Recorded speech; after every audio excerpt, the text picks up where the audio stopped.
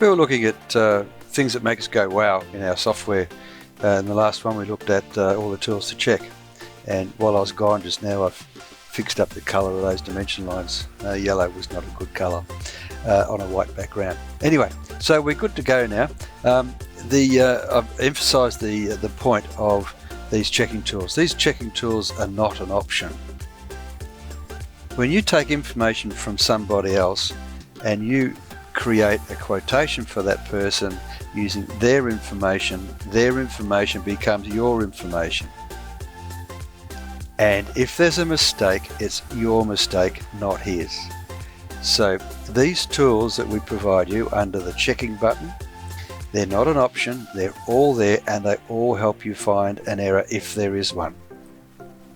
If you skip any of the steps in the checking tools, then you run the risk of making a mistake, and generally mistakes cost money and cause aggravation, and none of us need that, especially in these days.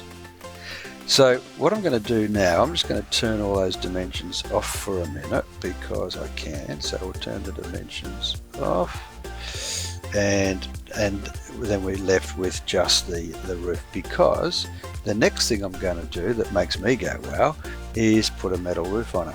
So I'm going to do say an 18-inch standing seam, and then I'm going to estimate the panels, and it generates the complete cutting list.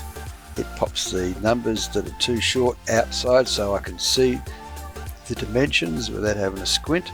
It tells me the length of coil for the job, and it tells me the waste factor for the job, and it gives me a cut list right down to the very shortest panel. I think that's a bit of a wow.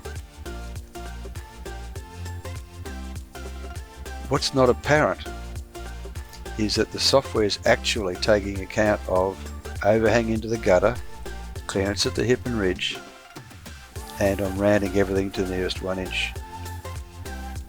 That's pretty cool.